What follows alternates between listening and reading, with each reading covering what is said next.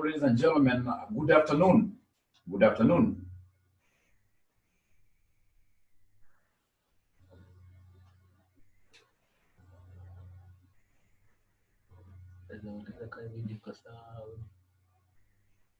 Good afternoon, ladies and gentlemen. Thank you very much. I hope you are able to see Mwalimu very well. You're able to hear Mwalimu very well. You are able to see the board. The board. So we're looking at hedging techniques. If you can recall hedging techniques, number one, do nothing, invoicing your currency that you prefer, forward contracts, money markets, and now today I want us to look at how to hedge using options. So number 5, how do we get to hedge using options? How do we hedge using options? How do we hedge using options? Now, before I start looking at options hedging, if I remember very well, I had given you an assignment. There's an assignment on money market that you guys were to do. If my memory serves me well, it's only one lady, a student, who sent an answer to me. So we want to know whether the other students tried that question or they never got the time to do it. Is there any student who was able to try that question? Please check the responses there. Are there students who tried doing that question? Quite a tricky one. Or it was not this class. Must have been another class, right?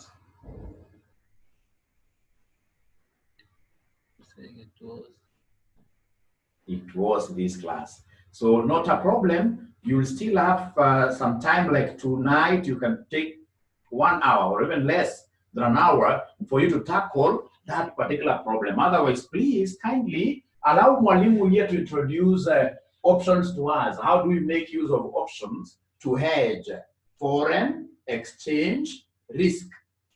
Foreign exchange risk. Ladies and gentlemen, it will be very important for us to appreciate the meaning of the word options. So tell us there that options are financial instruments. These are financial instruments. They are financial instruments. They are financial instruments that give the holder, that give the holder the right, that give the holder the right but not an obligation. The right but not an obligation, the right but not an obligation to buy or sell, to buy or sell, to buy or sell a specified quantity, a specified quantity of a security, of a security, of a security. For our case here, the security will be the foreign currency, will be the foreign currencies.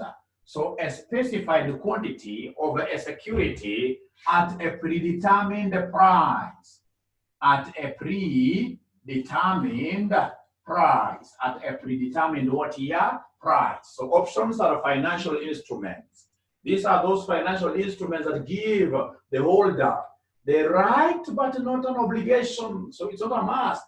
The right but not an obligation to buy or sell a specified quantity of a security at a predetermined what year? Price. So somebody will, for example, tell you that in 3 months' time, come and buy $1 million from us at this particular price, at this particular price. So then if you have a situation where this person will tell you, come and buy these $1 million at this particular price, and then the rate is not contractual.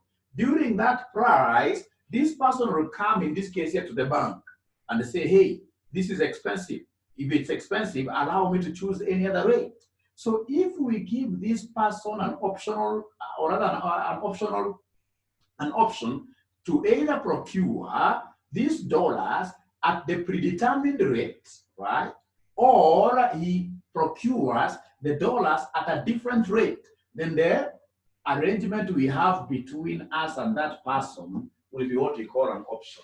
An option is a financial instrument that gives the holder the right but I'm not obliged, the right but not an obligation to buy or sell a specified quantity of a security at a predetermined price. From this option, from this definition of options, ladies and gentlemen, tell us that there are two types of options.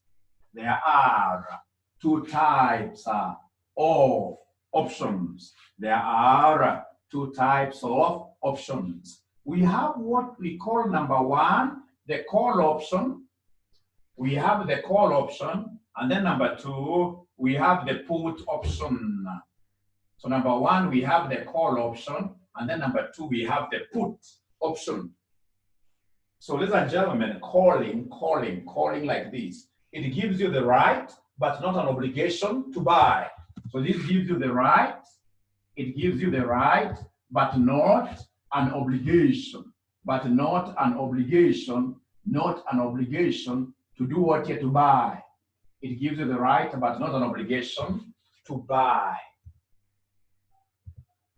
So it gives the holder the right, but not an obligation to, when it is a call, it is to buy. And then of course the other terms now follow. It gives the holder the right, but not an obligation to buy a specified quantity of a security at a predetermined rate. How about put? We are putting it up for sale. So a put option gives the holder the right, but not the right, but not an obligation. The right, but not an obligation. The right, but not an obligation to do what you somebody to sell. It gives the holder the right, but not an obligation to sell. It gives the holder the right, but not an obligation to sell. To sell. Ladies and gentlemen, how do these options work? How do they work? Look at it this way. Look at it this way from the perspective of the hotelier, of some hotelier in Nairobi here. This hotelier could be making so many delicacies, but one of these is what we call the French fries, chips. Now, ladies and gentlemen, the moment this hotel starts by selling their chips, say at Kenya shillings 100 per packet of chips. Per packet of chips, what will happen at the end of the day? It's not possible for this hotel to keep on increasing or having the price of this packet of chips fluctuating often. There is no way, for example, you can set a price of chips at 100 and then perhaps within the year, you have it going to 110, you lose your customers. Customers need some form of certainty. So once we have decided to sell this packet of chips for 100, we have to stay with this price for some time. For some time, like a year or even 2 years before we change. But on the other side of the coin, tunajua kwamba chips sio, or rather tunajua kwamba chips ni viazi. Chips ni viazi. So at the end of the day, we have a farmer here who does potatoes. So what do you know about the price of potatoes that is harvested outside there? The price of potatoes fluctuates a lot. There are times you'll get a whole bag of potatoes going for 2,000 shillings. There is a time you'll get a whole bag of potatoes going for 6,000 shillings. So the price of potatoes in the market keeps on doing what here somebody keeps on fluctuating, keeps on fluctuating, keeps on fluctuating. And these fluctuations, you can't carry them to this hotel and expect your customers to absorb them that easily. No, it will be upon us as the hotel owner to go and hedge, to go and protect, get away that the prices, or rather the potatoes from this farmer, the prices that will be receiving from these farmers and gentlemen will not keep on fluctuating. I need a way of protecting myself. I have to protect myself. And one of the ways of protecting ourselves is to come and organize an option. We organize an option with this farmer, tell this farmer, before you even plant, let's agree. So we'll agree with this farmer in a way, ladies and gentlemen, that I will buy your potatoes when you harvest at 2,000 per bag, at 2,000 in this case here per sack, 2,000 per sack, 2,000 per sack. So 6 months down the line, the farmer's harvesting season is with us. So what I will do as a hotelier, I'll put on my boots, walk slowly up to this particular farmer's land. So what will happen, I'll ask this farmer a simple question. Do you know we have a contract? Yes. Whether we have an arrangement? Yes. Of 2,000, buying your potatoes at 2,000 per sack. Yes, I remember that arrangement. Then I'll leave alone that farmer, walk around. I'll walk around a little bit to other farmers. If I realize that there are farmers outside there, for example, who are selling their potatoes here for how much? 800.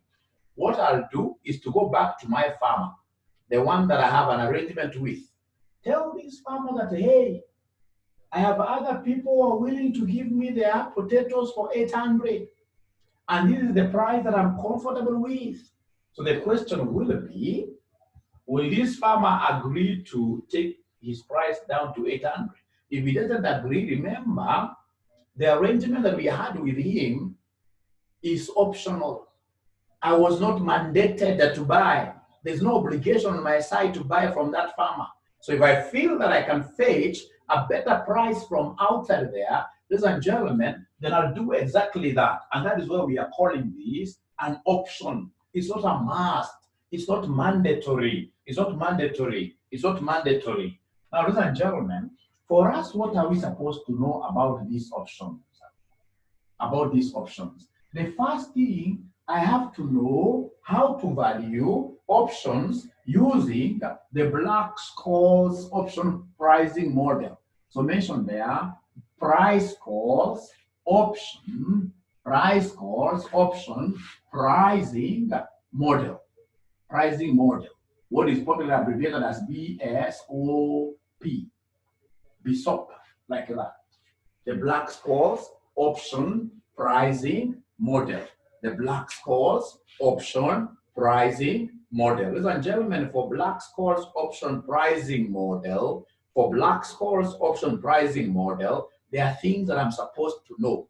I'm supposed to know how to compute the D1. I'm supposed to know how to compute D1. Could you kindly help Mwalimu here compute D1? Or rather, remind Mwalimu the formula of D1. Who is able to remember that formula? D1 equals who? D1 equals who? D1 equals who? The formula of getting D1. Because Black-Scholes, you must get D1, you must get D2, and then you get what we call VC, value of a call option, and the value of a put option. So first of all, let us give our examiner D1. Is there somebody who is able to write anything there? Totally. At all, I mean. However small, is there anybody who is able to write something, however small, however small, however small?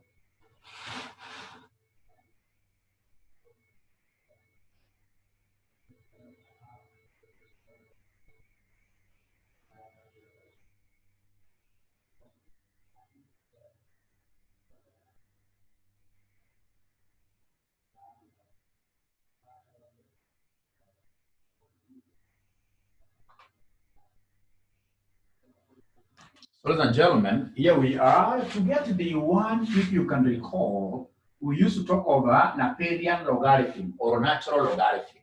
So we have ln into the spot, all over what here the exercise. Plus, ladies and gentlemen, here we have what we call the risk-free rate of return.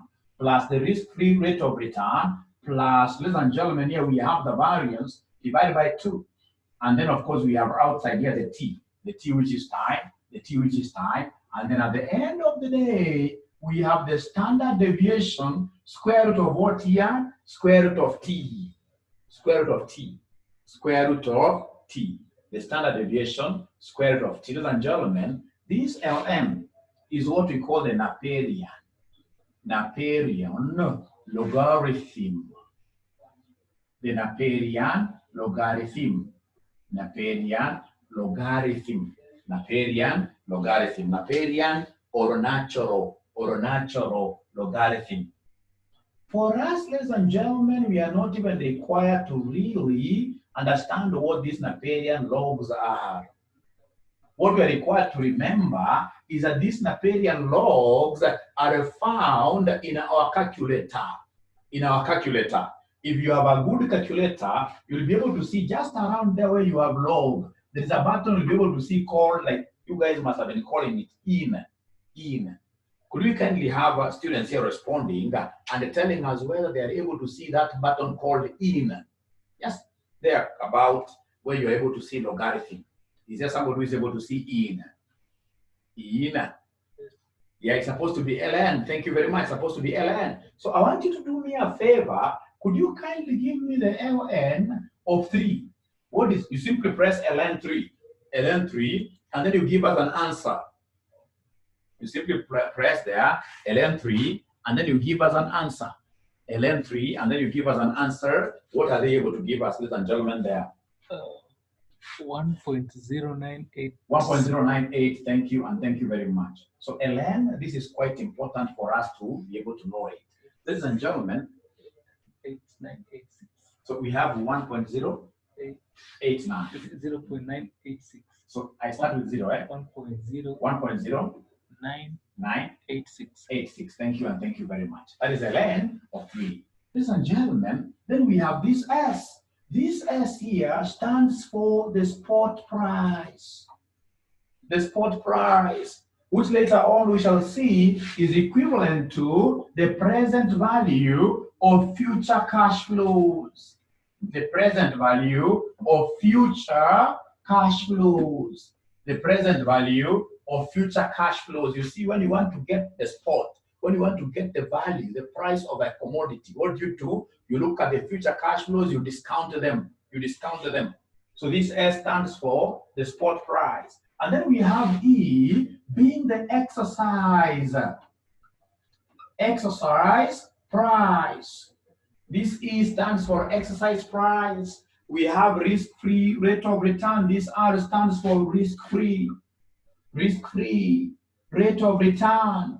Risk-free rate of return. Risk-free rate of return. Risk-free rate of return. Ladies and gentlemen, we have this being the standard deviation. We have it being the standard deviation, standard deviation. Now, ladies and gentlemen, remember that whenever the standard deviation is squared, then automatically we shall be getting what we call the variance. So come and give us here, whenever we have these things squared, it will be called the variance. It will be called the variance like that. It will be called the variance. It will be called the variance. It will be called the variance. Now, ladies and gentlemen, listen and listen to me very well. We have our T. Our T here is time. Is time, the time to maturity. We have here time to maturity. And if you remember, this time to maturity must always be in form of what here? Years. The time to maturity must always be in form of years. If you're told here that the time to maturity is 6 months, if you're told the time is 6 months, then the T has to be 6/12, which will be the same as 0.5, Now, ladies and gentlemen, unfortunately for the students that I was with at RCM, even before this COVID came knocking, I've done all the questions the questions in the past paper regarding this. So the only thing we can do is to go to some handout that I have here, which I would want to project on the screen. We do the first question.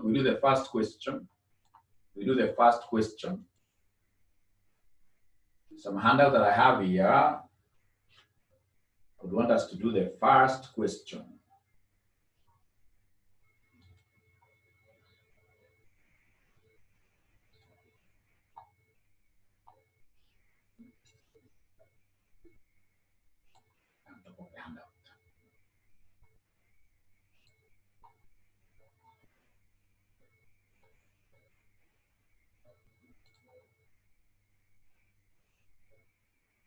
So, ladies and gentlemen, if you look at your screen very well, you'll be able to see where they're saying 𝗏𝗏𝗱𝗆's model.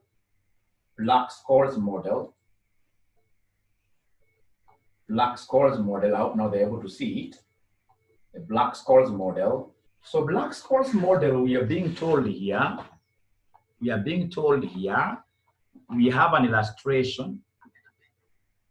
We have illustration. They are telling us the current share price of AA is Kenya shillings 2.9. Estimate the value of a call option on the share of the company with an exercise price of 2.6 and 6 months to run before it expires.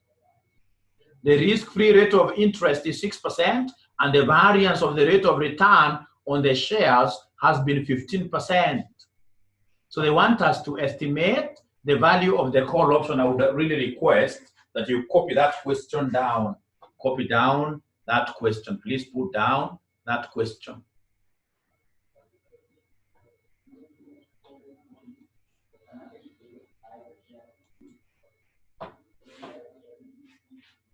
So please try as much as possible to put down that question. You put down the question. You put down the question. You put down the question.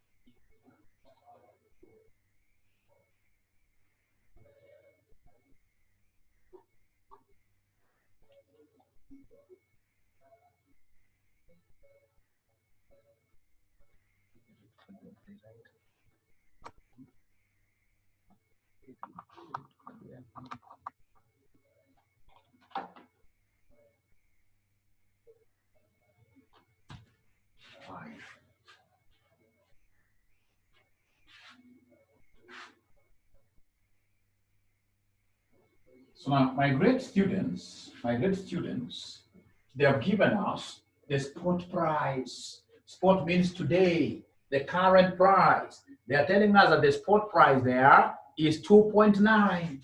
The spot price, which I want to believe you guys have written, is 2.9. And the excise price, they are telling us that the excise price is 2.6. 2.6, and I can see T is 6 months. So if it is 6 months, it will be 6 divided by 12, which is the same as 0.5.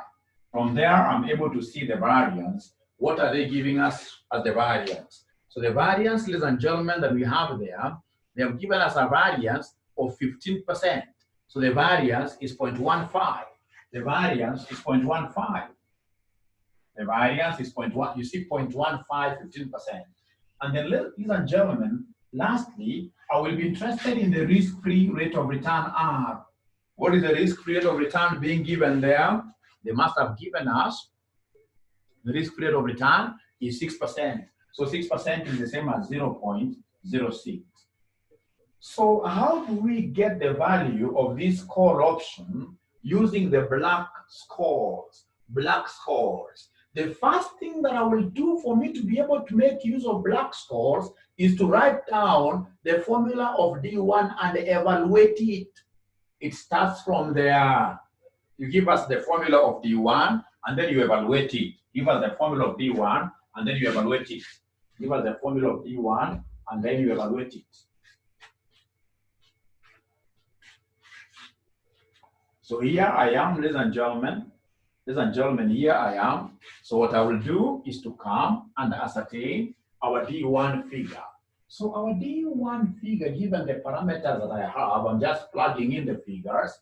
Our D1 will be equal to ln into S over E. The S is 2.9, all over E, which is 2.6, all over E, which is 2.6, plus into brackets here, we have the risk-free rate of return, risk-free rate of return is 0.06 plus, we have, fortunately, we happen to be having the variance itself. The variance here we have is 0.15. Please don't square it again. Don't square this. I normally see students squaring it again, and yet whatever we have here is the variance. So 0.15 divided by 2, because the formula tells us to take the variance, we divide by 2, take the variance, divide by 2 like that. And then outside here, we have the time. The time which is 0.5, sorry. It's supposed to be 0.5. And then ultimately, everything will be divided by the standard. Listen and listen to me very well. If my variance is 0.15, then my standard deviation will be the square root of 0.15. The square root of 0.1. I can just leave it like that. So when I come here, my standard deviation here will be the square root of 0.15 times the square root of what here? T, which is 0.5. Now, ladies and gentlemen, the moment I reach there, I have to be quite aggressive. I have to be quite good with my calculator. Press there ln. Natural logarithm. Open brackets here, 2.9 divided by 2.6 close. Plus, open again, 0.06 plus 0.15 divided by 2. Whatever we get there, of course, there is a bracket, close bracket, times 0.5. And then you tell me the answer to write. You give me the answer to write. Give me the answer to write. Oh, they're saying they can't see the board. The board is clear. One person was complaining, but it's for Okay. So I hope you great students of ours are able to see our board clearly. I hope you are able to see the board clearly. There's a student here who has already gotten the figure as 0.452. 0.452, 0.452, 0.452, 0.452. I would want to get a student, especially from Summit, giving me these figures.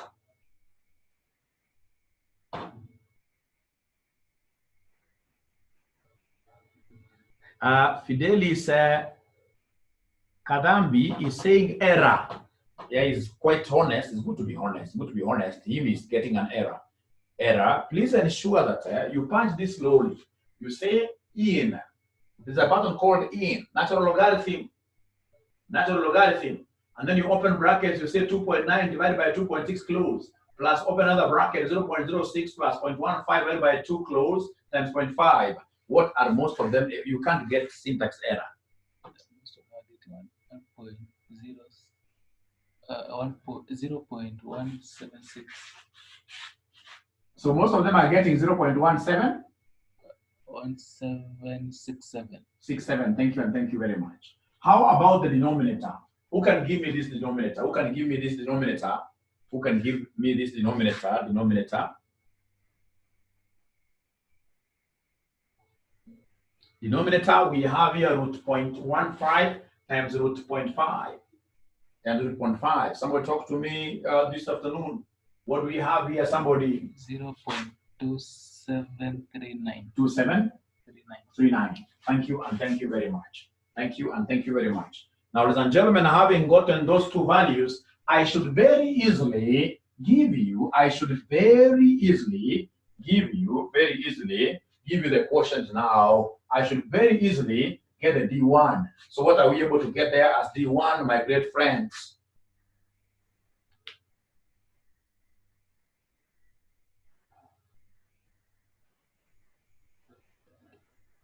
0.6451. 0.6451. Thank you, and thank you very much. So now, having gotten D1 as the first thing, the next thing will be for me to get D2. So how do I get D2? To get D2, I'll normally use this primary diagonal. To get D2, ladies and gentlemen, I'll always remember that primary diagonal. To get D2, we normally take D1 minus whatever that we have here. Standard deviation, square root of T. To get D2, we normally take D1 minus standard deviation, square root of T. So in this particular case, to get D1, I will take the D, or rather D2, I'll take the D1 that you guys gave me up there, which is 0.6451. minus the standard deviation. Remember, my standard deviation is root of 0.15 times my square root over, or the square root of my time which is 0.5. So could you be kind enough, ladies and gentlemen, by giving us D2? Kindly be kind enough, kindly, in this case, you give me the D2 value. Susan is asking, why did you multiply square root of 0.15? Okay, I'll be able to answer that question. But first of all, give me this. 0.3712.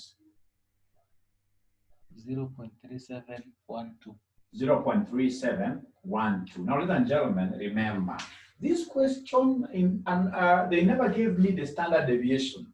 What these people did, they gave me the variance. They gave me the variance. If you can remember, they gave us the variance which is 0.15. Variance which is 0.15. And yet I'm needed to get the standard deviation. Standard deviation is a square root. You can even see here. It's a square root of 0.15. If you wish, you can even go ahead to give us the standard deviation value. But normally, to avoid rounding off errors, I'm better off leaving it like that, so that when they tell me to have standard deviation root t, I know that my standard deviation is here. It is root of 0.15 times square root of time. Square root of time, in this case, your time is 0.5. So I hope, was it Josephine? Susan, I hope I've been able to answer you.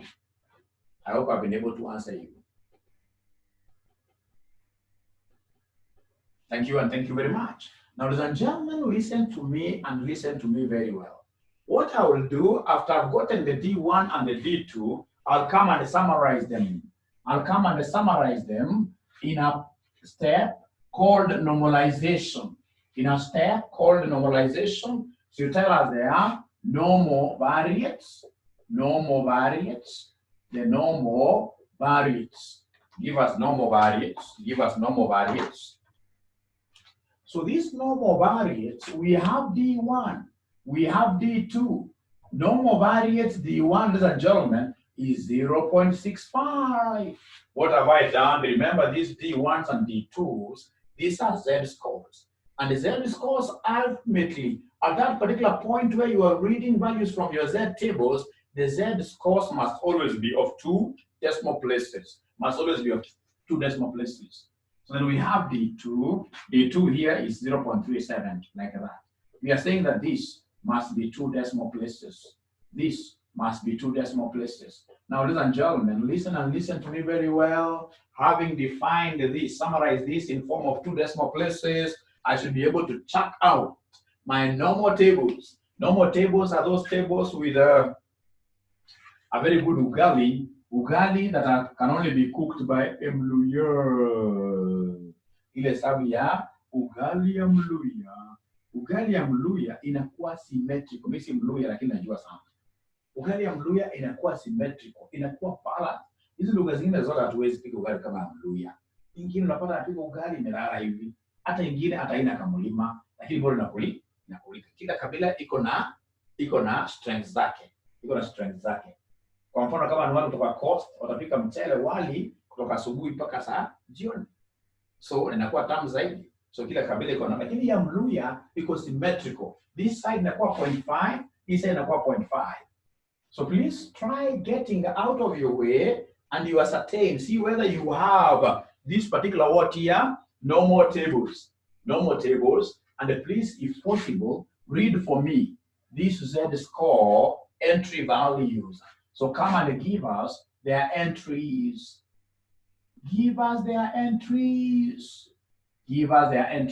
So go to where you are able to see Z is 0.6, and then of course the second digit is normally there.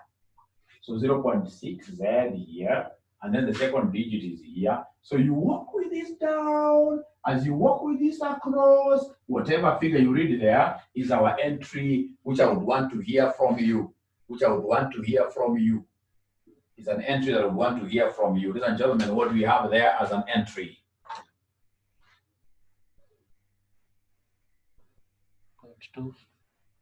0.2422. Please ensure that you have your normal tables. Do you have our normal tables?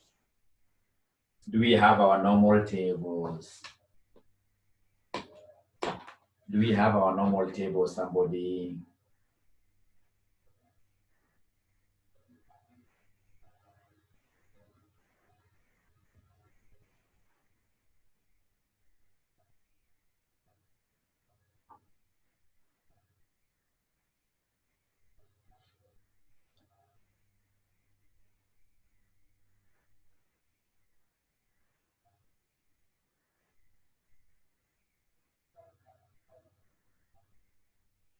Very good. Do we have our normal tables? I cannot see yes, but I'm able to see figures, meaning that I am able to see figures. I'm able to see figures. Many students are able to read their 0 point. They're able to give us an entry of 0.2 2422. And you can see that table that this examiner has been, ladies and gentlemen, you can see that table where your examiner has been able to shade that particular diagram. So meaning that your examiner has given you this area, which is 2.2422. But you see, for us here in black scores, we need the total area. And that is why, ladies and gentlemen, for me to be able to get the ND1, what we call the normal variate, to get ND1, what I'll do, I'll take 0.2422, alafu na add ile symmetry ya mluya ya 0.5, because I want the probability shaded area. So the total here will give me 0.74. 0.7422 like that. 0.7422. 0.7422. And then come and give me the entry for D2. Entry for D2. Please, if there is a day that I would expect you guys to participate more than any other day, is today. Just give me your ears, give me figures like that. And of course, the moment you guys are able to participate like that very well, I'll buy lunch. I'll buy lunch for everyone today. Today, I'll buy lunch for everyone today. The only thing you need to tell me is how do we get to meet all of us in a place that we'll be able to meet the COVID-19 rules. It's going to be lunch, of course, dinner. They're getting two different. So entry 0 point? Some are getting 0.6443. Then others are getting 0.1443. 0.1443. And because it is positive, ladies and gentlemen, meaning that whenever you have a positive figure, you take that positive figure that you have there plus 0.5. Plus 0.5. So you have here 0.1443 plus 0.5, which gives us what here? Somebody 6443. 6443, like that. But now, ladies and gentlemen, there is something that I always keep on warning my students throughout. In section 5, if I'm the one setting AFM, I can't provide no more tables. For section 4, yes. But section 5, I can't provide normal tables because this level is a serious managerial level. I expect you to have learned how to get the normal parameters, normal table probabilities using a calculator called FX570. Is there somebody who has got FX570 calculator or FX991? Is there somebody who has got an FX570? Please read your calculator. And I would want, in this case here, all those who have got very old type of calculators called FX1982. If you have got any calculator that is written in 1982, you can't use it. That calculator's usefulness ended the moment you cleared your high school and got your A in mathematics. It's a calculator that is so limited, you can even check its shape. It's so ugly. It's so ugly. 82. Called 82. Sort of flat calculators are big tummy, big belly. So do they have this 82? So they have 82. They have 82 MS. So is there somebody who has got 991 or 570? I show you how to get these probabilities. Something you are shown in in section 4. Thank you very much. I can see 570s. I can see 570s. So if you've got this FX 570, how do we go about it? How do we go about getting these probabilities? The first thing that you do is to press mode either once or twice until you see SD being displayed there. There's a button called mode. You press mode until you see SD being displayed. Is there somebody who has been able to press mode? It's either you press once or twice until you see SD. Yes. So when you see this SD, depending on the type of calculator that you have, below SD, you could either be having number 1 or number 2 below SD. So if your calculator has got number 1 below SD, you simply press 1. SD is a statistical mode. It's a statistical mode. So if your calculator has got number 1 below, you press 1. If it has got number 2 below, you press 2. Is there somebody who has been able to follow up to there? Please ask questions there.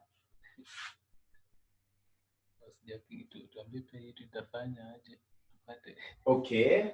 Now, ladies and gentlemen, they have done that. Now, once you do that, I would want you to look at button number 1. On top of button number 1, what is written there, somebody, on top of button number 1? If you have a serious calculator on the top of button number 1, what do we have that is written there on top of button number 1?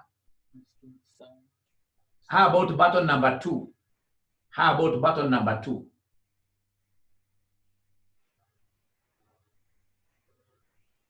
I'm looking for that particular button which is written distribution, which is written DIST.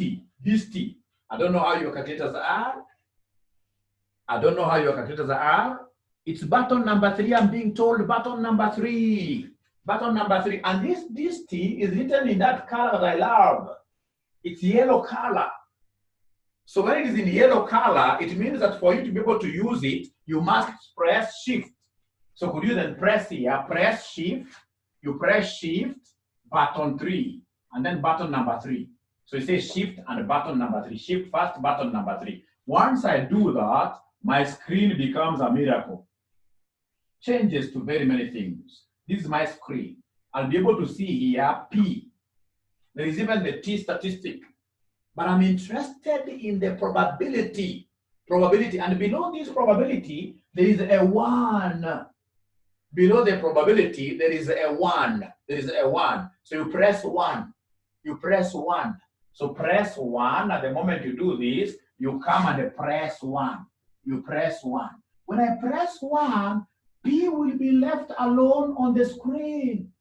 With even a bracket there.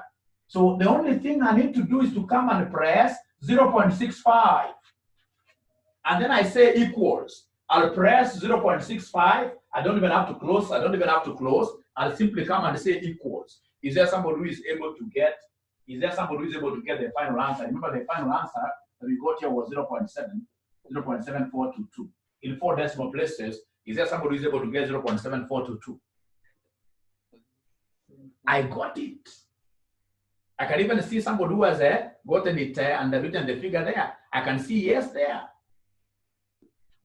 Yes. Ladies and gentlemen, listen to me very well. If, for example, I want to get the second one, what do I do? I'll come and if I want to get the second one, I can see there is this big button here with a big head. Like Mwalimu's head. I have a bigger head there.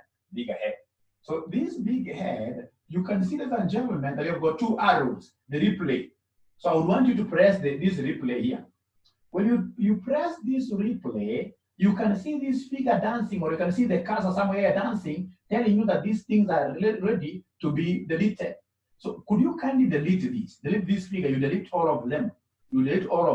And then you press the proper figure. You put in the proper figure, which is 0.37.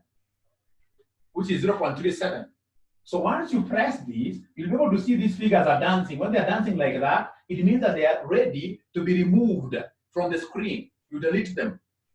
And then you press 0.37, and then you say equals. you say equals, you'll be able to get the right answer straight away. You say equals, you'll be able to get the right answer straight away.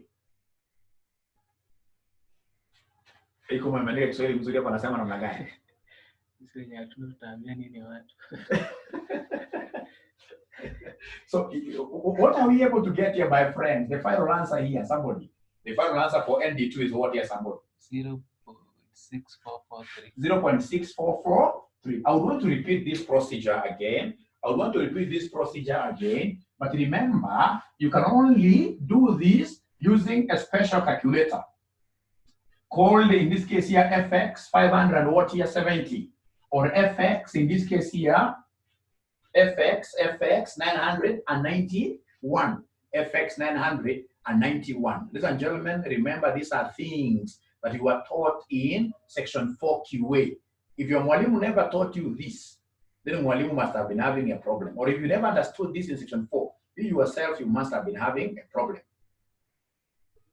Right? And in section 5, what we normally do, look at all the settings that these guys have ever brought us, Black-Scholes model. They don't give us a calculator. And I normally laugh when I'm invigilating these exams. The student will put up their hand like this. I go to where they are. Somebody will even start explaining themselves that, mwalimu, this is the only question that I know. The only question that I can do in this entire paper. But CASNEP has not given us a normal table. So of course, how will I respond? I respond by telling this student that I'm a primary school teacher. I even don't know what a normal table is. And the CASNEP has told us that there are no errors in the paper. So you will see that student frowning throughout, because for sure, that is the only thing that that student knew how to do, but he doesn't know that he can get these figures using at this level. We expect you to rely on your calculator to get the normal probabilities. So allow me to repeat. Should I repeat, or we have understood how to get these figures using a calculator? It's asking, where do we get the special calculators? Special calculators, I don't sell them, but if you go to this textbook center, these bookshops, you'll be able to get these special calculators. They go for about 2,000, 2,500. You buy that and you're sorted out. You can also get them from these streets, like I saw somewhere at 𝘊𝑚, they were selling them.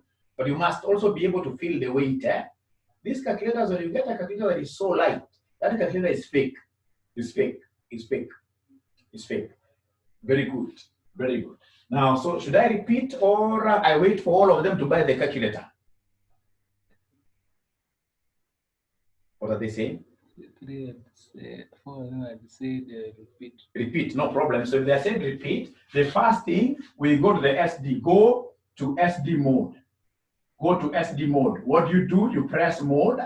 Once you press mode, you see so many things like computational SD. In most calculators, this SD, below SD, you'll see 2, or you'll see 1. So if it is 2, I go there by pressing 2. So when I press 2, now that I'm in this statistics mode, I should be able to go to the probabilities. How do I go to the probabilities? I have the distributions on top of number 3. So then the next thing will be for me to press Shift button 3. When I say Shift button 3, I'll see various distributions. I have the P distribution. I have the T distribution. The normal is a normal probability. So what you need to do is to come and press 1, because you want to be left with P alone. You press 1, and the moment I press 1, I'll be left with P with a bracket there. So once I get P with my bracket, I want the probability. I'll say P into 0.65, and then I'll be able to get equals. I'll be able to get the answer like that. It's quite a simple thing, but we must all of us get a calculator for me to be able to show you nice things. Remember, this is not the only thing that calculator will do. This calculator, especially for advanced, they will help us in so many other areas. It's a powerful calculator, which is even able to do integrations. It's able to integrate functions very easily. Now, ladies and gentlemen, having gotten our normal values, ND1, ND1 as 0.7422, ND2 as 0.6443. The next thing will be for me to come and give them value of a call option. So tell us there, value of a call option. Value of a call option is what we shall be abbreviating as VC.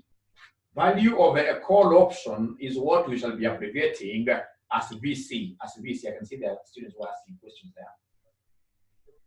So which one do we buy? If you can, go for 570. 570, I prefer that one.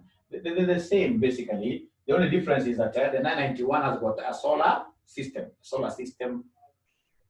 But the moment I have 570, that is okay. There's no reason for me to add another 1,000 just for the solar. After all, if you bought that one 5 years ago when you were in high school with just a battery, and it has been able to serve you all along without even changing the battery, you need to build a solar. No. So value over a call option. Ladies and gentlemen, how do I get this call option value? To get the call option value, I would want you to know we normally use the profitability approach, profits approach. So our profit here, our profit basically will be S minus who? Minus E. Remember here we could decide to use S or P, it doesn't matter. S or P. But when we go to real estate, or rather real options, we prefer making use of P, P. So talk of the spot price minus what here, somebody? The exercise price. That is how we get our profit. How much will the income be? How much cost am I going to incur?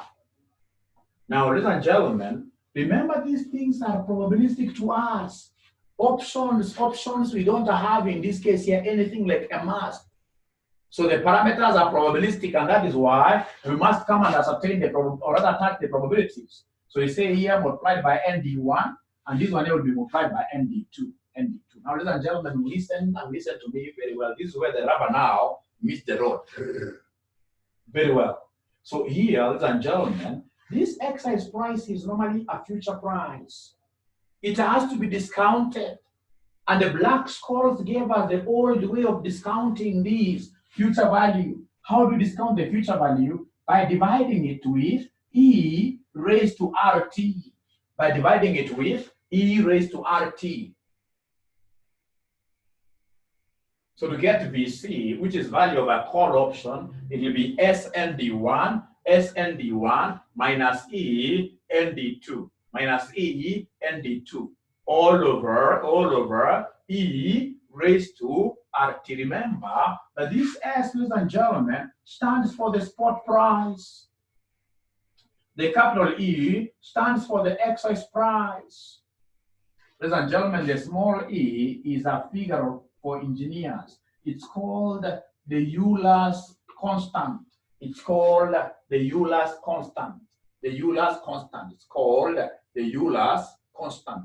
Euler. Don't write Muller. Euler's constant. Now, these Euler's constants are normally used by civil engineers, specifically the structural engineers, the ones who do the structures, the columns. Those guys here, when they're designing, like how much weight should this column, one column here, take to ensure that the house will be structurally sound, they'll need really to use these Euler's parameters and calculus to be able to tell us, like, should we put Y12 here, should we put Y16 here, all those bars, to ensure that all these suspended slabs will be able to be carried with their live weight without really this house coming collapsing down. So for accountants, we're not supposed to delve into much here, as we're supposed to know that this E is found in a calculator. E is found in a calculator. And all calculators for that matter, we never say that you throw your 82s. The 82s are also strong in some areas. Like now they have this Euler thing. They have, yes. They have the Euler thing. If you look at your ln, if you look at your ln, if you look at your ln, if you look at your ln, on top of your ln button, you will see a small e raised to power what here? Power x. Now, ladies and gentlemen, I would want you to do me a favor. Of course, this is in that color that I really love, the one that I normally keep on singing that you use it for highlighting, the yellow. Yellow color means you have to go and shift. You press shift and then you press LN. Yellow is the shifting color, shifting color. So ladies and gentlemen, what I would want you to do me is a small favor. I would want you to tell me what is e raised to 2? What is e raised to 2? What is e raised to 2? Ladies and gentlemen, what is e raised to 2? And for that matter, disclaimer, I've told you, it is all calculators that will be able to undertake this, including that small calculator with a big stomach. Let's call it a 2.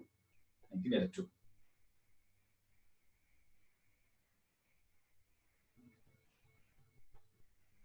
$7.3. So I'm being told here that it should be 7.3. 891. 891. Is there a student who got a syntax error? Is there a student who got a syntax error? Is there a student who got a syntax error? Yes, thank you very much for being honest. You got a syntax error because you tried raising again, and yet this thing is coming raised. Don't raise something that has been already raised. So what you're supposed to do is to press shift. Once that E comes on my screen, I'll simply write 2 just by the side. I'll simply write 2 just by the side. So E2, and then I say equals. E2, and then I say equals.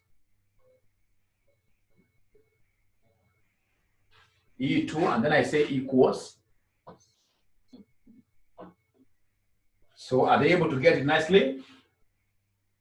Now I want us to try this one, and then we see whether we'll be able to get this right. E raised to negative 3. E raised to negative 3. E raised to negative 3. E raised to negative 3. Shift, then which button? Like now here, once you say shift LN, you say shift LN. Shift LN. Shift LN. Because on top there, you'll be able to see a small e in yellow.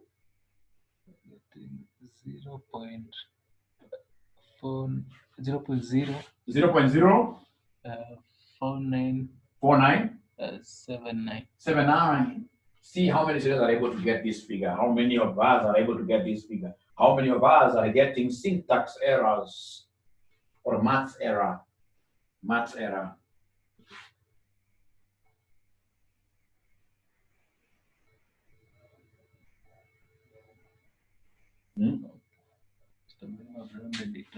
Rounding off is allowed. So they're getting 0.0498. 0.0? 0.0498.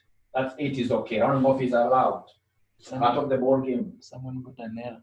Someone got an error. You got an error. You got an error, ladies and gentlemen, simply because you never followed the rule. You say shift LN. And once you've said shift LN, you will see the E just coming on the screen. Don't raise again. Simply come and say -3 by this. It's like you're subtracting. Say -3 by the side, and then you say equals. -3 by the side, please ask that question. Shall it be alpha, then ln? No. In this class, I would want us to adopt the shift mode. Don't use the alpha mode. Alpha mode, if you're using alpha mode now, you have to raise. Don't use, that student is a bright student, because that student has been able to see by the side, we have another small e, which in this case here is written in some pink color, pink or whichever color, pink or whichever color, pink or whichever color, pink or whichever color, pink or whichever color, which is an alpha color, but you don't want to go the alpha way. I don't do alpha myself.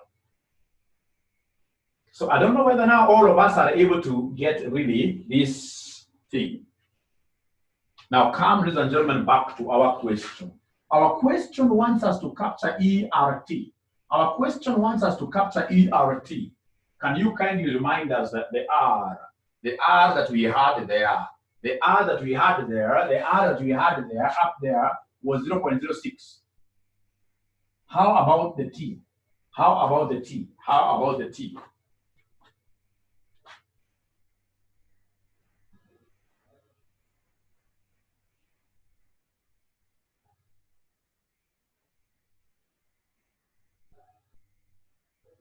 Please talk to me. Kindly talk to me. Kindly talk to me. 0.5. 0.5. T is 0.5. T, I'm being told, is 0.5. T, I'm being told, is 0.5. So T is 0.5. So if that is the case, the next thing that I'll do is to come and simplify this. You multiply the 2. When you try multiplying the 2, you'll end up getting 0.03. And then I'll come and evaluate this e raised to 0.03. So e raised to 0.03 at the end of the day will give us what figure? E raised to 0.03 at the end of the day will give us what figure?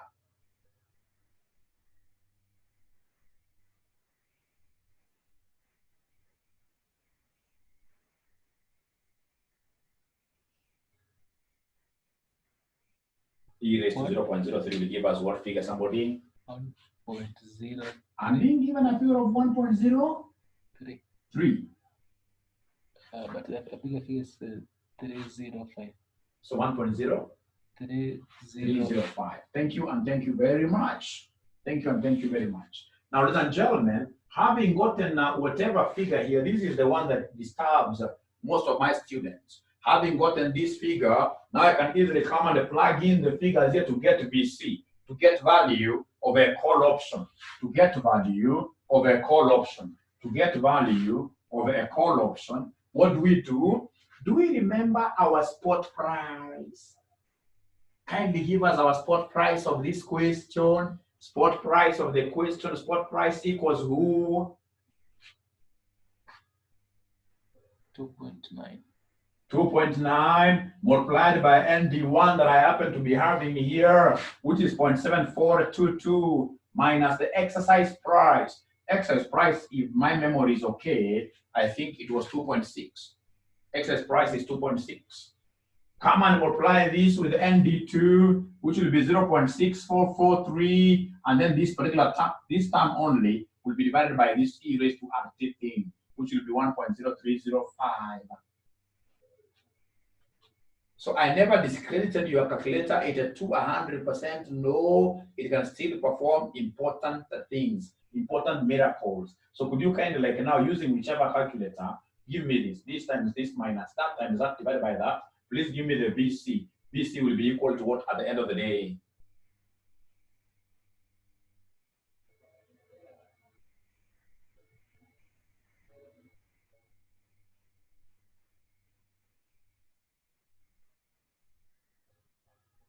Mr. Joki is asking, how did you get 0.7422? 0.7422. This one we used a normal table. We used a normal table or a calculator to get it, which I would really request if you will allow, we'll be able to showcase how to get these particular parameters in the subsequent question. They're getting 0.5268. They're getting the final answer as 0.5268. Thank you very much. That is the value of a call option. The value of a call option. The value of a call option. Right for me there, value of a put option. Value of a put option. So we have here value of a put option. Value of a put option. So ladies and gentlemen, put option can only be derived from the call option. Put option that we shall be abbreviating as VP. VP. For us to get VP, there is no any other way of getting VP other than starting with VC. You start with VC. And then now what do? You transfer these terms the other side. You transfer these terms the other side to join the VC. So this one crossing over, it becomes a minus S. This one crossing over, it becomes a plus E all over E raised to RT. So I want to explain this better. To get value over a put option, ladies and gentlemen, we normally take the VC. We start with this VC, and then we transfer the terms on the other side. And then if you are keen enough, ladies and gentlemen, put is the seller. The seller will be realizing these parameters today. So the seller is not, ladies and gentlemen, uncertain about the cash flows. So for the put option, we don't put the probabilities. For the put option, we don't put probabilities. For the put option, we don't put probabilities there, ladies and gentlemen. So if that is the case, I would want us to come here and substitute somebody here. Let's come here and plug in the figures. We start with value of a put option. Unfortunately, I've grabbed my call option. It was 0.5 something. The value of the call, I've been able to delete it, but I remember it was 0.5 something. 5268 minus the spot price. The spot price, we got a figure of 2 point what here, somebody? 2.9. Plus E, ladies and gentlemen, E, which is 2.6, divided by this thing of E raised to RT that I've forgotten. The E raised to RT which we had obtained. E raised to RT we had obtained it. E raised to RT we had obtained it. E raised to RT we had obtained it. E raised to RT we had obtained it. What do we have? 1.0305. 1.0305. Thank you and thank you very much. Meaning that the value of the put option at the end of the day will be equal to what here, somebody negative.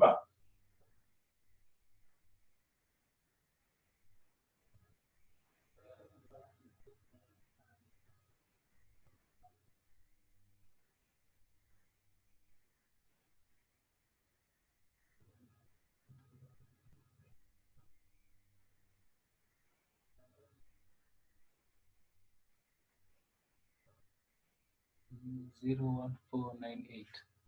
0.1498. Positive or negative?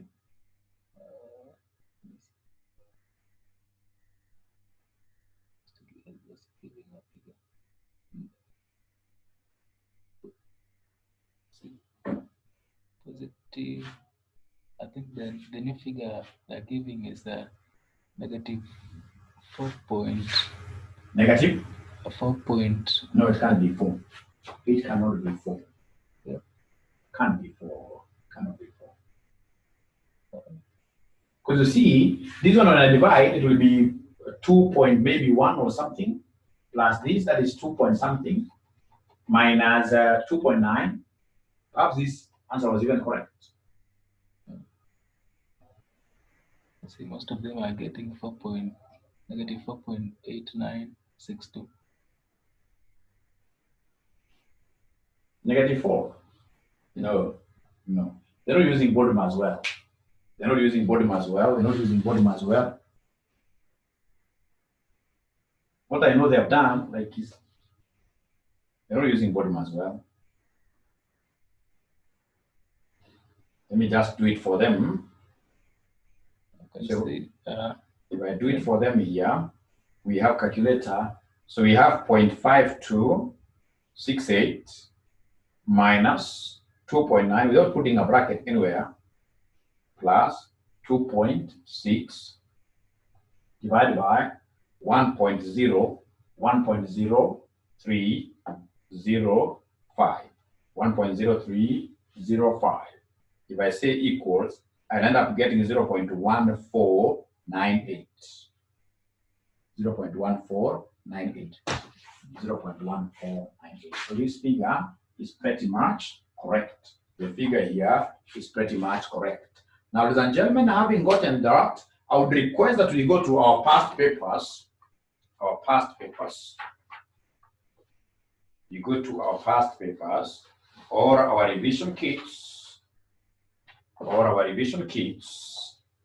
And look at just one question. My RCM students will have to forgive me because I'll be repeating a question that we did. I just tried to check around today to see whether there's any that we never did with you. I realized like we've done most of them, all of them actually. So please look at, if you're using this revision kit, it's page number 13.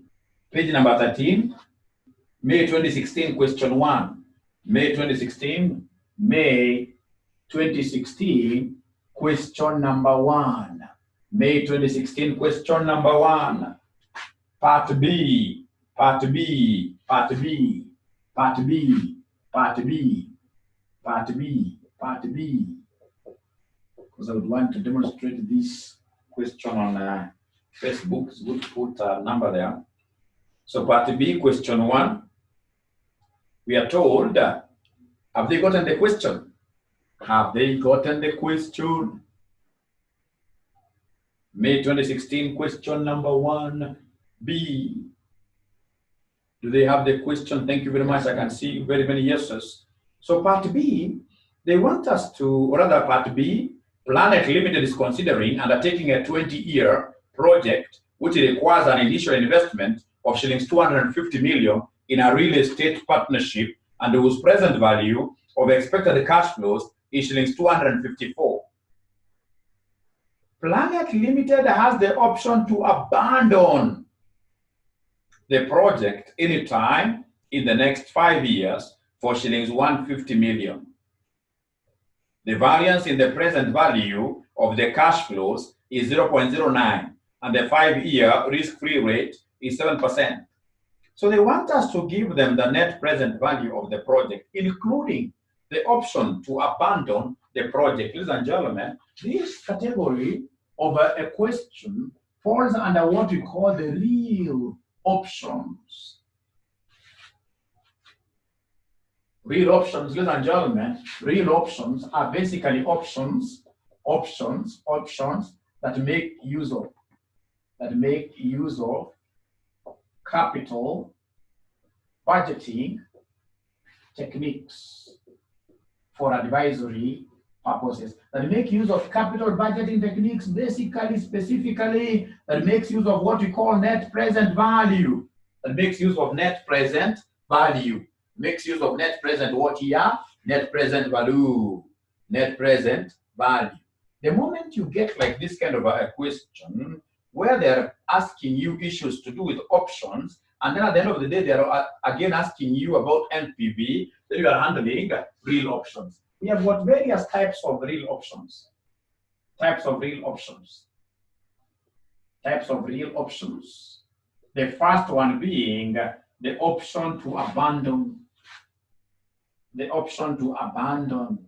The option to abandon. So somebody tells you that they're fine, hold on to this thing, but after some time, if you feel things are not okay, just abandon the project. Abandon the project. When you will be abandoning the project, ladies and gentlemen, however small, you will have to get some amount. Whenever you abandon, you will sell it like a scrap.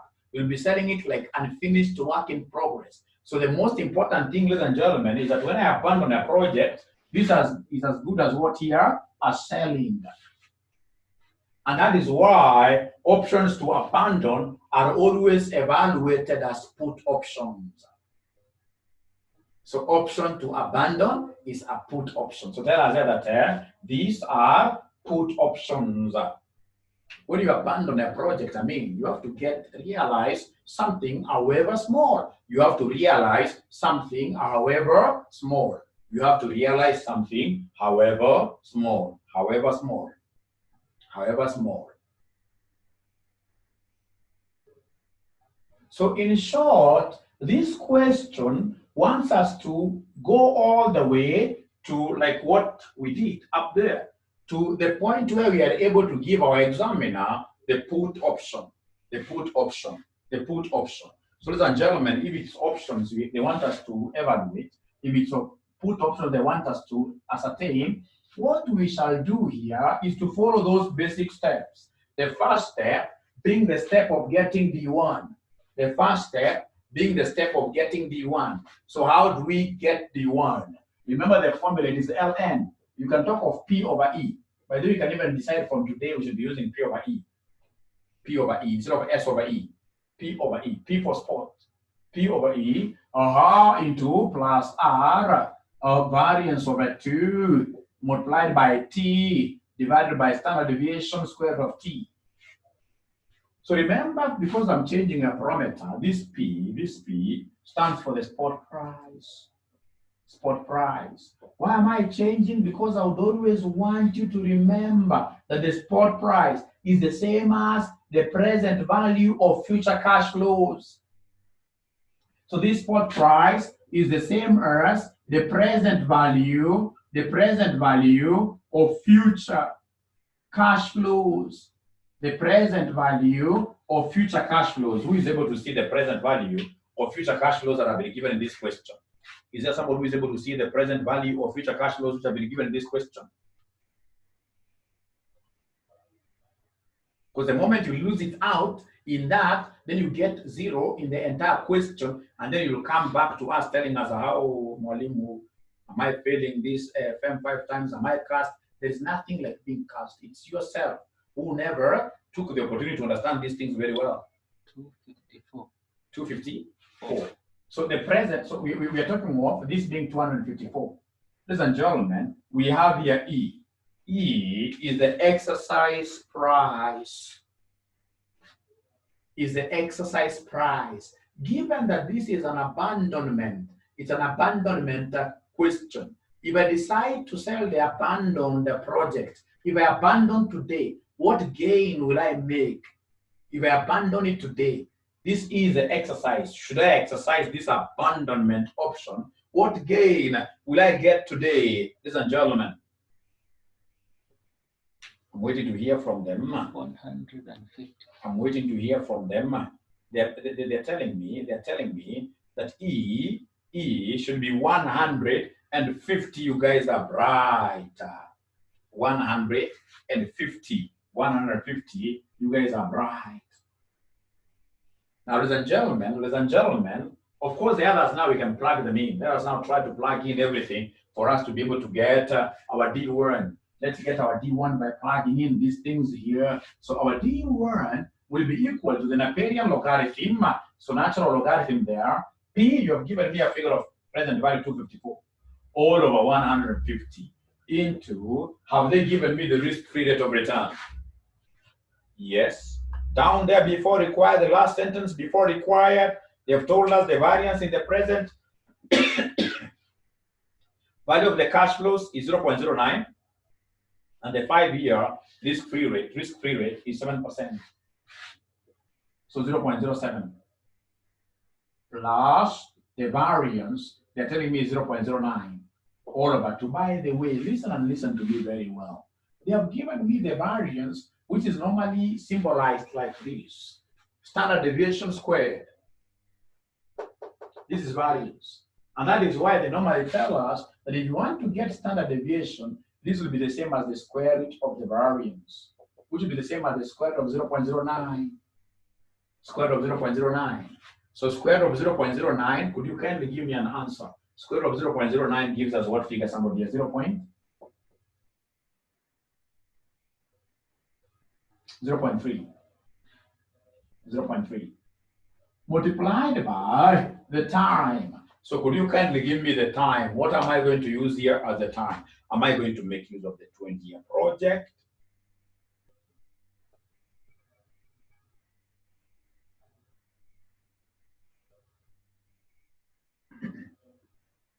Time, they're saying time equals 5 years here. It is the time of this abandonment.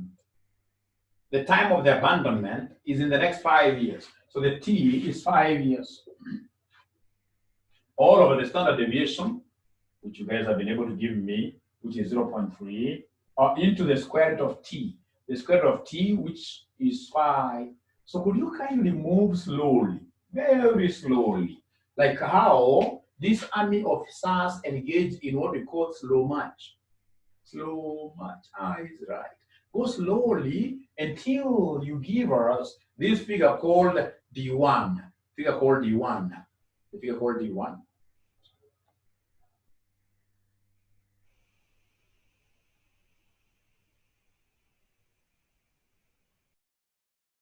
So I'm told, ladies and gentlemen, that the students who have been able to get this D1, now what are they getting? Somebody? Majority are getting 0.64. 0.64? 23. How about D2?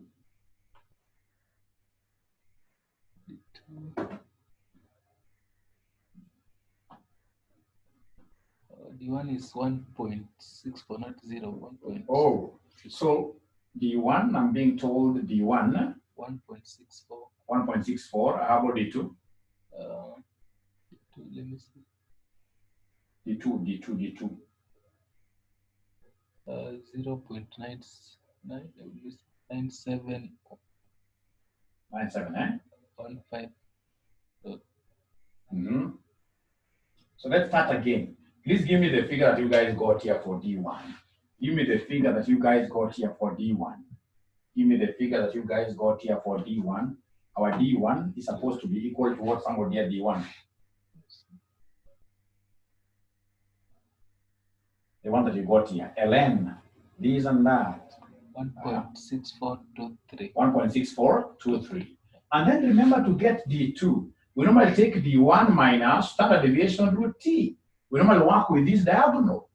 So then if this is the case, my D1 here is 1.6423 minus the standard deviation, which is 0.3, square root of time. Square root of time, which is 5.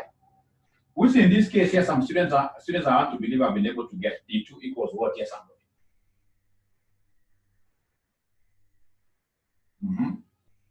0.97. 97, eh? 0.97. So it has to be main decimal places for us to come and cut them down later. 9715. 9715. Now from there we go to the next stage, which is the stage of normalization. The stage of normalization. The stage of normalization. The stage of normalization. So come and normalize. So the stage of normalization. Normalization. So I want ND1, I want ND2. I want ND1, I want ND2. So what I'll do, I need to round off this at the end of the day, 2 decimal places. 2 decimal places, this will be 1.64. This one in terms of 2 decimal places, I will have 0.97. Now, assuming all of us will be buying these calculators, how do I get the normal distribution out of this? To get the normal distribution, number one, I'll say shift, not shift, but mode. Mode, I get standard deviation. Mode, I get standard deviation. Once I get a mode standard deviation, now the next thing that I will do, so if, for example, I press mode, I'll see so many things on top, 3 things. Then I see SD, perhaps there is a 2 below it. So I'll press 2. I go to SD. And then I look for this button number 3. Button number 3 is called the distributions.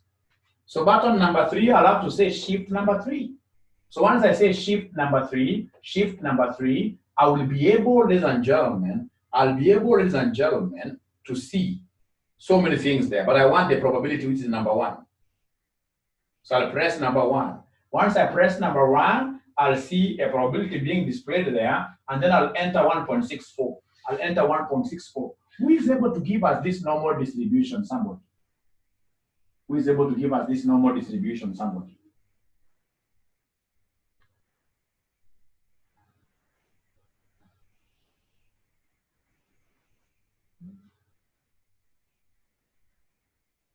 Is there somebody who is able to give us this normal distribution? 0.9495. 9495. How about ND2 using a calculator? How about ND2 using a calculator? Somebody using a calculator called FX570.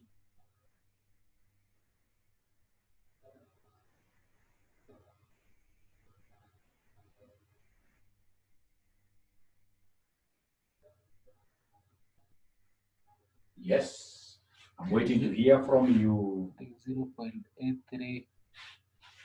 I'm being told here 0.83. 40. 40. Thank you, and thank you very much. How about for those brothers of ours, brothers and sisters, who do not have this calculator? For us, we must make use of the normal curves, the normal tables. So what I'll do, for example, for ND1, I'll go to a normal table. This normal table, with a normal table, I'll search for the Z, which is 1.6. And then straight away, I will look for the second digit here, 1.6, this is found here.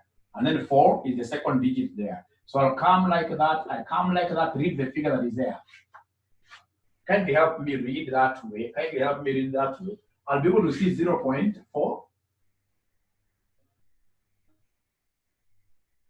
So I'm looking for the Z. I'm looking for the Z of 1.6. Second digit is there. So what figure will I get? Yes, number 0.4. Ubasa 570. Some now I'm also superstar out in some figure. 2.4495.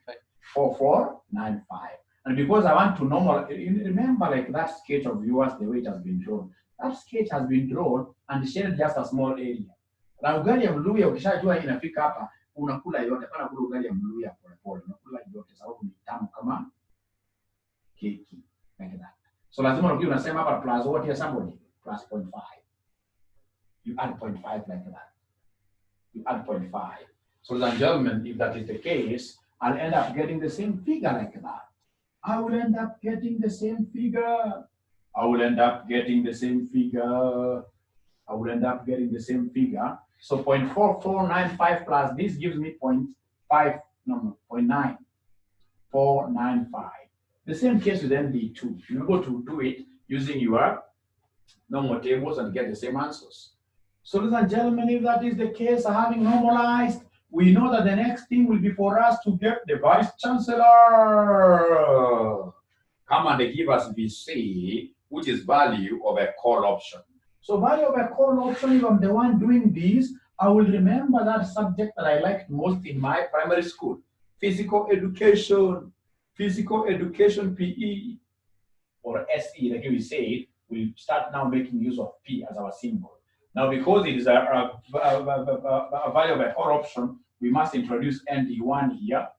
We must introduce ND2. And because this is a futuristic thing, we need to come and discount it by dividing it with the R, or rather E, raised to power RT.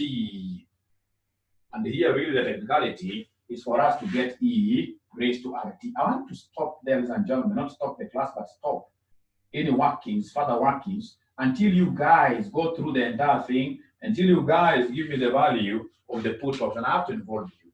I have to involve you. So I'm giving you 1 minute. I'm giving you 1 minute.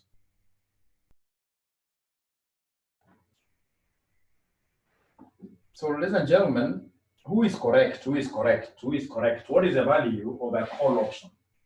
What is the value of a call option? We see they're getting 153.02. 153.02. Let me see. How about VP? VP. How about VP? Who has been able to get VP? VP equals?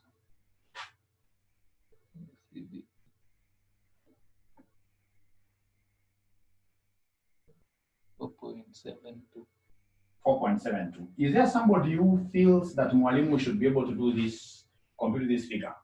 Is there somebody who feels that Mwalimu should compute this figure, or we are okay, all of us, we move ahead? Do it, okay. So for me to do it, then I need to get ERT first. I need to get ERT first. So ERT, E raised to our R, I've forgotten, what was our risk rate of return? It was 0.07. Times TT is 5 years. So then the first thing I will do is to come and get this E raised to, what is 0.07 times 5? 0.07 times 5. If I'm to use my calculator here, I have 0.07. I have 0.07 times 5, giving me 0.35. So this is 0.35, E raised to 0.35. In my calculator, I will look for this E. It is on top of some button called in. In that calculator, even if it's an either 2, on that button on top of that button called in, we'll be able to see E raised to X. So when I punch that shift in, I'll see E being displayed on the screen. Once I see E has been displayed on the screen, I will not raise again. I will come and punch here 0.35.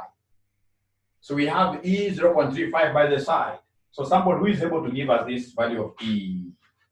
Who is able to give us this value of E, ladies and gentlemen?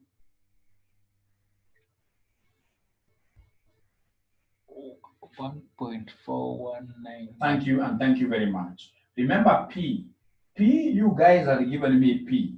P, you gave me a figure of 254 times ND1. ND1 is here, which is 0.9495, minus E, the exercise. You gave me a figure of 150 times ND2, which is 0.8340. Divide this by E raised to RT. So E raised to RT is what they're giving me. What figure, somebody? 1.4191. 1.4191. Thank you, and thank you very much. So if that is the case, could you kindly come and give us the VC? Kindly give us the VC. That is how they were able to get the 100 and something. The 100 and something. So this VC will come to what year, somebody? VC will come to. So the VC figure will come to what year, somebody? VC figure? 153.02.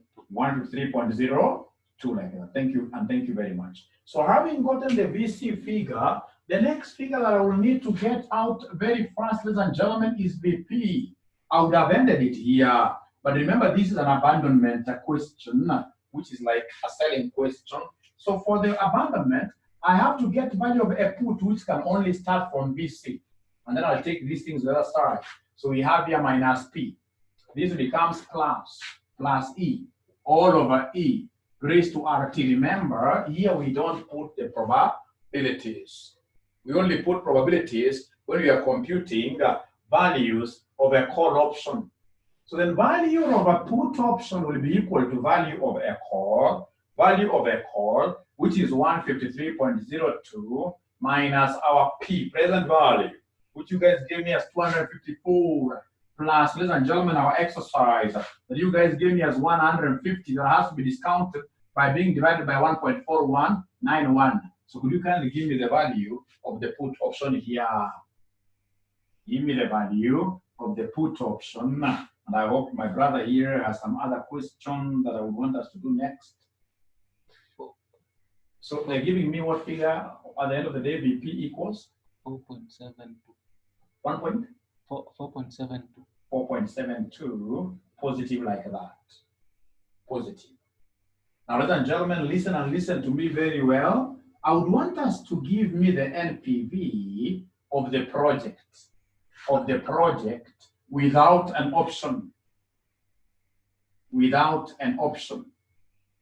NPV of the project without an option. If you read this question very well, there is a place where we have NPV of this project here. Ladies and gentlemen, they told us that the present value of all the project's cash flows were 254.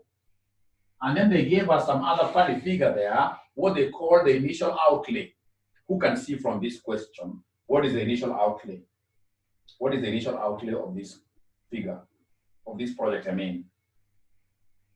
The initial investment, they gave us 200 what here? 50. So then what is 254 minus 250? It is 4, like that. And then, ladies and gentlemen, we have the option value. The option value is 4.72. And therefore, we have the value of the project with the option being equal to 8.72. Meaning that because this final NPV is positive, the project has even become more viable. Because the project alone was 4. Now with the project, we can see that the viability now has been enhanced. So what do? We accept the project and the option. We accept the project and the option. We accept the project and the option. We accept the project and the option. We accept the project and what here? The option. Ladies and gentlemen, if that is okay, I would want us to look at a different question, which is being displayed.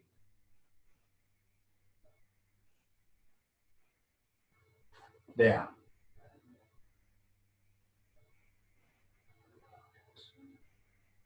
So that question which is being displayed there, go through it, and if possible, ladies and gentlemen, try the question. I know time is not on our side, but at least you have to do something there. Thank you.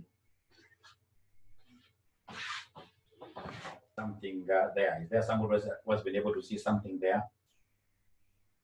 Is there somebody who has been able to see something there? So we are told there that RCM PLC has investigated the opening of a restaurant in line with its diversification strategy. The initial capital expenditure is estimated at Kenya shillings 16 million, whilst the present value of the net cash inflows is expected to be 16.005 million. If this first restaurant is opened, RCM PLC would gain the right, but not the obligation, to open a second restaurant in 4 years' time at a capital cost of 22 million. Ladies and gentlemen, I can see an opportunity there, an option there. The present value of the associated future net cash inflows is estimated at 18, with a standard deviation of 30. If the risk-free rate of return is 3%, determine whether to proceed with the restaurant project or we leave away everything, and retain our particular project in training.